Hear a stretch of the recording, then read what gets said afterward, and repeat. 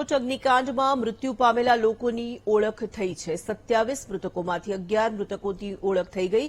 મૃતકોની ઓળખ થતાં મૃતદેહ સ્વજનોને સોંપાયા છે। સત્યપાલસિંહ જાડેજા, સ્મિતવાળા, જિગ્નેશ ગઢવીની ઓળખ કરી લેવામાં આવી। સુનિલભાઈ સિદ્ધપુરા, ઓમદેવસિંહ ગોહિલ, જયંત ઘોરેચાની પણ ઓળખ થઈ। પુષ્પરાજસિંહ જાડેજા, આશાબેન કાથડ, હિમાંશુભાઈ પરમારના ડીએનએ પણ મેચ થયા છે। સુરપાલસિંહ જાડેજા અને નમ્રજીતસિંહ જાડેજાની ઓળખ થતાં મૃતદેહ સ્વજનોને સોંપવામાં આવ્યા।